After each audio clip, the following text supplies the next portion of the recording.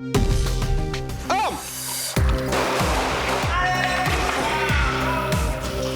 non casqué, on le retrouve sur secteur Maréchal Juin, Joli-Curie. Ouais, reçu, on est sur secteur Curie-Joffre. Ouais, ça rentre dans le dernier hall de Curie. Viens là, toi, viens là. Dépêche-toi, sors tes mains. Tiens, ce galère. Mike 39 se présente. Oui, c'est bien pris, individu toujours présent. Ça se barre en cours. Pardon? On partit, Rien du tout. Si vous voulez pas trouver la tête par terre, il y a intérêt à se remettre un petit peu dans l'ordre. On est d'accord? Là encore une fois, c'était quelque chose de calme. S'il s'avère qu'on intervient pour quelque chose d'un peu plus tendu, un peu plus violent, ben là on va se faire insulter, on va se faire caillasser.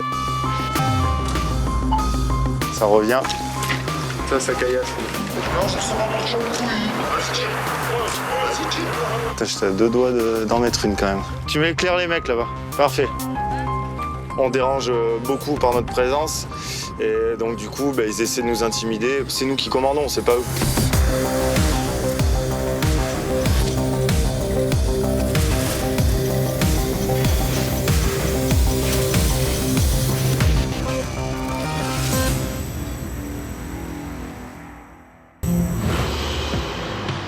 Ce vendredi soir à Limoges, tout semble calme. Mais le week-end, celui qui dirige la brigade de nuit, Bruno, 34 ans et 11 ans d'expérience, s'attend à des soirées agitées. Chaque soir, il sillonne la ville, en première ligne face aux urgences. Entrer dans le réseau de personnel, un chien. Et il va enchaîner les interventions à un rythme impressionnant. Ça se bat, non? En dessous, là. Dès le début de sa patrouille, Bruno repère en centre-ville 2 groupes de jeunes en train d'en découdre. Ouais, bagarre Mopa atelier, bagarre Mopa atelier. À 4, ils vont devoir gérer une dizaine de jeunes surexcités. Bouge pas, bouge pas, bouge pas. Recule-toi, recule. Contre le mur. Contre le mur. Alors, pour éviter que la situation ne dégénère, il faut montrer les muscles. Voilà. Là, allez en ligne. En ligne, avec. En ligne avec. En ligne, mets-toi en ligne avec. Mets-toi en ligne. Eh, monsieur, vous revenez là. Ça fait 2 fois que je vous dis de rester en place, vous restez sur la ligne. Là, sur la ligne. Non, j'ai rien dit. Mets-toi sur la ligne. Toi, t'étais avec eux, tu te mets sur la ligne.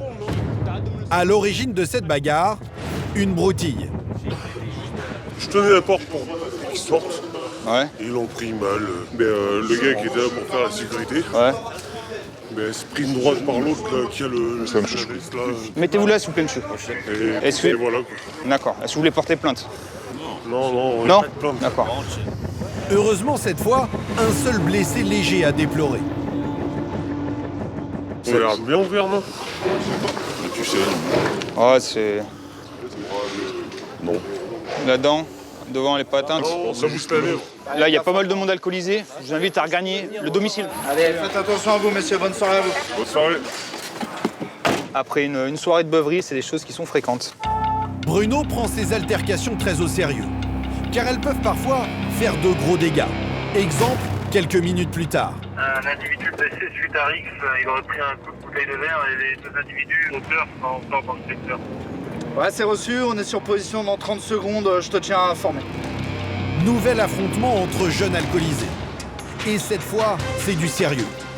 La victime a reçu un coup de bouteille qui l'a blessé à la tête. Bonsoir, monsieur. Faites un maintien de tête. Ça saigne beaucoup ou pas? Oui, ça Ça va beaucoup, mais là, c'est un peu... on a fait un peu... Moi, je les ai poussés du bas. S'ils avaient des trucs sur eux, je les ai poussés du bas. Et en fait, ils sont venus ici. Le temps que je rentre dans le bar et que je ressors, le jeune s'est fait agresser avec une bouteille. D'accord.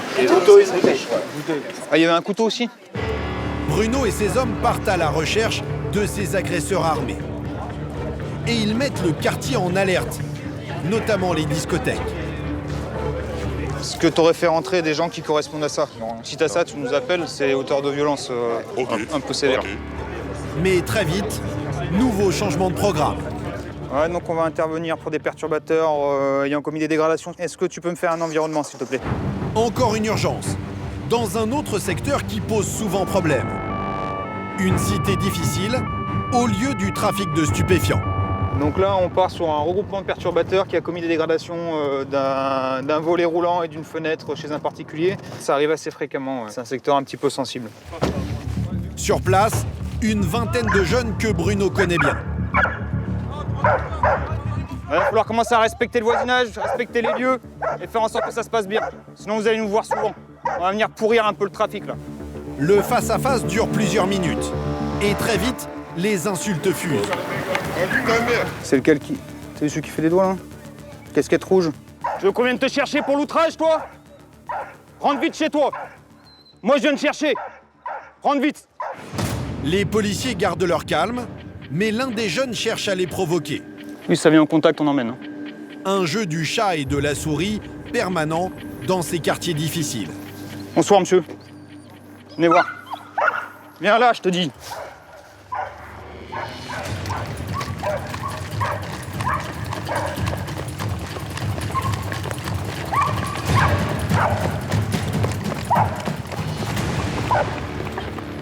Trompette, va.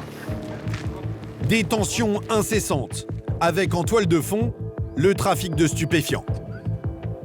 Là, l'intérêt, c'est de marquer le terrain. Là, le trafic de stupes, il n'y en a plus pendant le moment de notre intervention. Tout ça, c'est gagné, c'est du chiffre d'affaires perdu pour eux. Et là, c'est nous qui occupons le terrain, c'est pas eux. Trafic de drogue, bagarre et cité chaude, le quotidien des policiers dans cette petite ville de province. Limoges, 300 000 habitants. Une ville calme en apparence, avec une spécialité délicate, la porcelaine. Mais cette préfecture de la Haute-Vienne, certains la voient sous un autre angle. Les 90 policiers municipaux qui veillent sur sa tranquillité. Arme!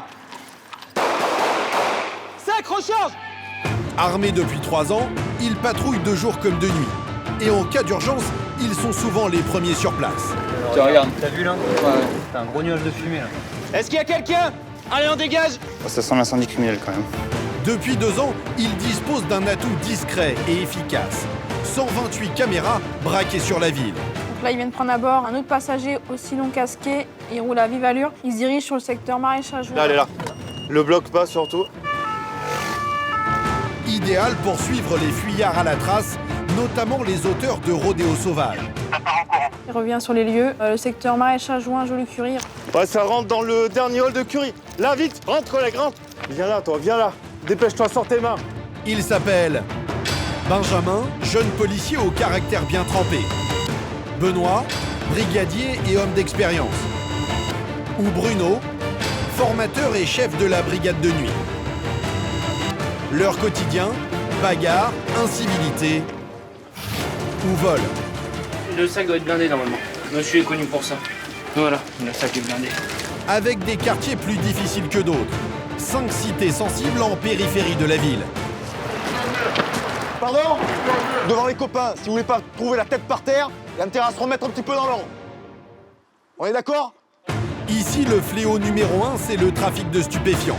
Avec des dealers qui voudraient bien chasser les policiers de leur quartier. Sur la gauche, vous avez les tarifs. 6 grammes 20 €, c'est le shit. 1 gramme 40 €, c'est la cocaïne. C'est chez nous aussi, partez là, partez. Frère, toi t'as même pas le droit d'utiliser ton arme, vas-y tire. Vas-y tire. Une guerre de chaque instant, et pour les policiers, chaque prise est une victoire. Ok, maintiens. Vous avez une plaquette comme ça sur vous, autant des fois on peut laisser couler, là il y a suffisamment pour interpeller. Répression et pédagogie, notamment auprès des jeunes consommateurs. Vous avez mangé à midi, monsieur? Non, il a demandé. 14 ans, vous avez ça? Vous rigolez quoi? Avec des parents dont les réactions font parfois froid dans le dos. Si on se rappelle que des 50, des 100 grammes, il leur casse pas les couilles. Ils viennent nous péter les couilles pour un barreau de 10 balles. Exactement, monsieur. Et un joint. Un quotidien qui met les nerfs à rude épreuve. C'est la police, ouvrez monsieur. Ah, ça va mal finir monsieur. Arrête-toi! Arrête-toi! Dans leur mission, les policiers de Limoges peuvent compter sur un allié de poids. Les caméras de surveillance. 128 objectifs braqués sur des secteurs sensibles, comme la gare ou les rues commerçantes. Des images qui arrivent au sous-sol du commissariat, au CSU, Centre de supervision urbain. Une dizaine d'agents qui se relaient jour et nuit, et à la moindre alerte, ils préviennent les patrouilles sur le terrain. On va demander aux collègues d'intervenir sur le secteur Joliot-Curie, Maraîchage Juin. Voilà comment ça marche. Ce jour-là, Cette opératrice repère ce motard, un vrai danger public. Donc là, on a un individu non casqué qui s'en va sur le secteur éco-frais. Véhicule non plaqué, il fait pas mal d'allers-retours, il fait des roues. Des roues arrière au milieu du trafic. Pas de plaque, pas de casque. On appelle ça un rodéo sauvage. Ouais, reçu, il est à l'arrêt ou pas? Négatif, il fait des roues arrière. Sur le terrain, Benjamin, un brigadier de 32 ans. Avec ce genre de conducteurs qui mettent la vie des riverains en danger, il doit se montrer très prudent. Ils roulent sur les trottoirs, ils font des roues arrière, etc. Et bon, voilà, c'est pas des pilotes de circuit, donc un jour ou l'autre, ils font une erreur. Et s'il y a quelqu'un, une famille en face qui traverse ou quoi, c'est plus malheureux, quoi. Benjamin arrive rapidement sur place. Il apparaît sur l'écran de l'opératrice. Donc là, on peut apercevoir un véhicule de la PM qui rentre sur le secteur où il y a le rodéo moto. Grâce aux caméras, elle le guide à distance. L'individu non casqué, on le retrouve sur le secteur Maréchal Juin, Joli-Curie. Ouais, reçu, on est sur secteur Curie-Joffre. Benjamin et ses collègues ne vont pas tarder à croiser la route du chauffard. Là, elle est là. Le bloque pas surtout. Il refuse de s'arrêter et grille un feu rouge dans sa fuite. Problème pour les policiers, depuis 4 ans, ils n'ont plus le droit de prendre en chasse les deux roues pour éviter les drames. On peut pas prendre le risque de se mettre en plein milieu, de créer un accident. Ça, c'est impossible, c'est un problème même. Donc, oui, c'est très frustrant. Mais grâce aux caméras, rien n'est perdu. Quelques minutes plus tard, le pilote de la moto jaune réapparaît. Donc là, ils viennent prendre à bord un autre passager aussi non casqué. Ils se dirigent sur le secteur Maréchal Juin, ils font des roues. Benjamin se rend aussitôt sur place et près de ce carrefour, les deux hommes abandonnent leur moto. Ça part encore. Ils prennent la fuite à pied dans cette cité. Benjamin aperçoit plusieurs silhouettes qui contournent cet immeuble. Ouais, ça rentre dans le dernier hall de Curie. Là, vite, rentre, collègue, rentre. Les policiers le savent, c'est souvent dans les caves que se cachent les jeunes de la cité. Viens là, toi, viens là. Dépêche-toi, sors tes mains. Sors tes mains. Mets-toi là, face au mur, face au mur. Mets-toi là, toi aussi. Face au mur. Benjamin tombe sur deux jeunes. Malheureusement, aucun ne correspond à la description du conducteur de la moto. Putain, ce galère. Dans le labyrinthe de la cité, les deux fuyards ont réussi à s'échapper. Leur moto, en revanche, vient d'être récupérée par ces policiers en civil, venus en renfort. Il y a les collègues de la BAC, de la brigade anticriminalité, qui a retrouvé le véhicule de type motocross qui était caché derrière l'immeuble. Moto qui sera confisquée et placée en fourrière, comme le permet depuis cet été la loi contre les rodéos sauvages. Quant à son conducteur, pour Benjamin, ça n'est que partie remise. On va laisser peut-être un peu l'affaire se tasser, qui baisse un peu sa garde, qui soit moins vigilant, et comme ça, on essaiera. C'est toujours compliqué, mais on essaiera de le procéder à son interpellation. Le chauffard sera finalement interpellé quelques jours plus tard. Il écopera de 2 mois de prison avec sursis et 5 ans de mise à l'épreuve. Des caméras bien utiles et si précises qu'elles peuvent repérer le moindre objet de très loin. Exemple, quelques minutes plus tard. Donc on va prévenir les collègues qu'il y a pas mal d'individus dans les halls. Cette fois, l'opératrice vient de débusquer un jeune homme exhibant une matraque télescopique, arme dont le port est réglementé. Au top, on interviendra sur le 5 Joliot-Curie. Elle prévient Benoît, ce brigadier de 41 ans. C'est une arme de catégorie D, donc avec laquelle, dans les rixes, ça fait beaucoup de dégâts. Avant l'arrivée de la police, le jeune homme cache sa matraque dans son scooter. Les opérateurs n'en perdent pas une miette et ils informent aussitôt Benoît. Individu qui monte dans la voiture grise avec la casquette, qui enlève la casquette bleue. Grâce aux caméras, les policiers savent qui interpeller. On jette un coup d'œil quand même au niveau du haut. Il a rangé la matraque dans le scooter. Et où retrouver son arme. Ok. C'est par rapport à ça. Par rapport à ça. Vous avez été vu aux caméras? Pardon? Vous avez été vu aux caméras? Oui. Et donc vous n'avez pas le droit de sortir de ça. Allez, vous me posez. Vous mettez les mains Pardon ? Mettez les mains derrière la veste. Ah, vous me revenez ? Bien sûr, vous allez venir avec les confiance. Pour cette infraction, le jeune homme encourt 15 000 € d'amende et 1 an de prison.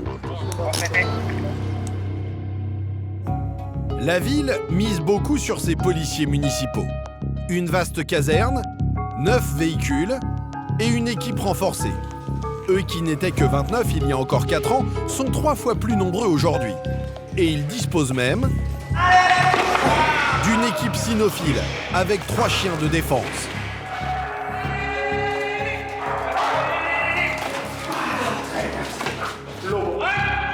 Un atout dissuasif lors des interventions. Voilà pourquoi Bruno, instructeur de tir et de combat, joue volontiers les délinquants pour les entraîner. C'est bon, monsieur Junior! C'est bon! Arrête ton chien, arrête! Voilà, bravo nous, ça c'est bien ça! Oui, ça c'est bon ça gamin!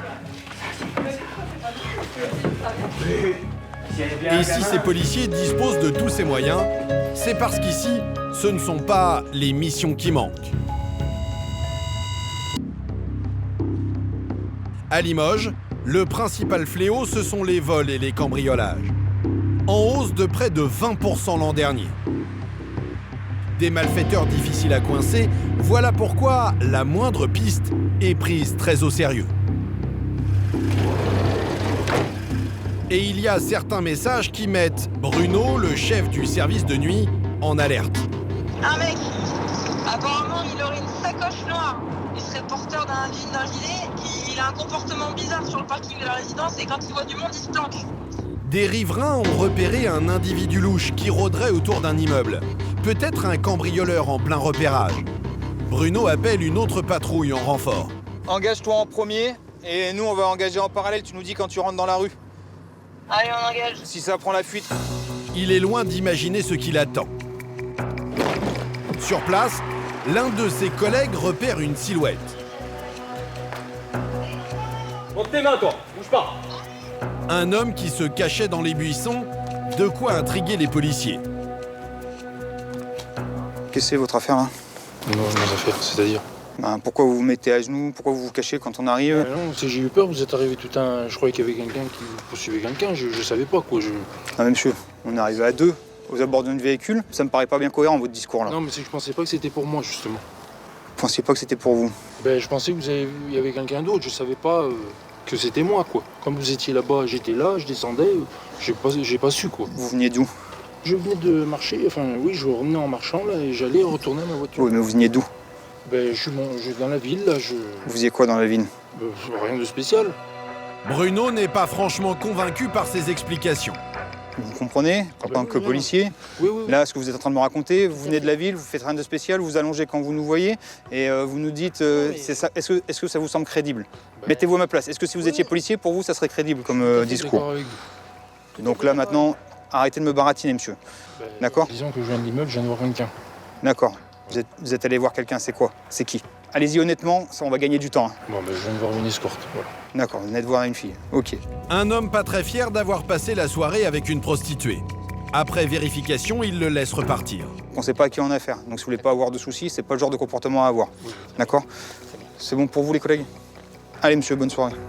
Chaque jour, les policiers interviennent sur des dizaines d'alertes comme celle-ci. Souvent de fausses pistes. Mais quelques heures plus tard, ils vont mettre la main sur un voleur particulièrement actif. Car les particuliers ne sont pas les seuls touchés. Dans le centre historique de Limoges, les magasins sont eux aussi régulièrement dévalisés. Ce jour-là, c'est Benoît qui part sur les chapeaux de roue. On a été appelé par des agents qui sont sur place pour un magasin qui se fait piller actuellement. Là. Ce sont les salariés du magasin qui ont alerté la police. Bonjour madame. Bonjour. À l'étage? Pris sur le fait, le voleur présumé est encore sur les lieux du crime, la cabine d'essayage. Et c'est une vieille connaissance des policiers. On se connaît déjà, vous parlez très bien français. La dernière fois, on parlait bien français. Vous avez des affaires sur vous? Un voleur multirécidiviste qui fait mine de ne pas comprendre ce qu'on lui reproche. Mais son sac ne plaide pas en sa faveur. Le sac doit être blindé normalement. Monsieur est connu pour ça. Voilà, c'est sur les côtés. Voilà, le sac est blindé. T'as les feuillures. Ah, exact. À travers la doublure, le policier sent des feuilles d'aluminium. De quoi déjouer les portiques de sécurité et les antivols. L'homme était prêt à sortir du magasin avec toute une garde-robe. Tout ça là, c'est... Ah. C'est quoi ça, monsieur? D'accord. Ok. Allez, on va s'en occuper. Il n'en est d'ailleurs pas à son coup d'essai. Les vendeuses ont déjà eu l'occasion de repérer son petit manège. J'étais déjà venu plusieurs fois. D'accord. On en volé pour déjà pas mal. Oui. Et du coup, on l'avait vu dans les caméras de vidéosurveillance, mais on l'a bien appris. Donc du coup, on n'a pas pu faire quoi que ce soit. Sachant que là, c'est les filles qui sont montées, qui ont vu qu'ils prenaient des choses et qu'ils allaient en cabine. Oui. Mais sinon, ils sortent sans rien. Renseignement pris, Benoît découvre que l'homme est un professionnel du vol, déjà condamné à plusieurs reprises. Ce monsieur est sorti de prison le 3 de ce mois-ci, donc il y a 2 jours, pour les mêmes faits. Et du coup, ça ne lui a pas servi de leçon, donc il a réitéré. Aujourd'hui, l'homme est à nouveau incarcéré pour des faits similaires. Le genre d'intervention très fréquente pour les policiers de Limoges. Au même moment, dans un autre magasin, il coince un autre voleur. Donc il y a un monsieur qui est là, et la fille qui est avec nous, en fait, apparemment, c'est elle qui a volé, elle est partie, elle, par contre. D'accord. Elle a laissé les alarmes, les trucs. Ah oui. Cette fois, les vêtements ont disparu, emportés par une complice. Sur place, cet homme retenu par les vendeuses avec à ses pieds des antivols qui le trahissent. Et voilà le montant du préjudice. Voilà. Ça y est? Vous avez vu? Pour payer? Oui, parce que je pense... Alors, vous allez nous accompagner, monsieur. Des vols à répétition. Mais les policiers municipaux sont aussi en première ligne lorsque la ville est touchée par un sinistre. Et c'est alors à eux de gérer la crise.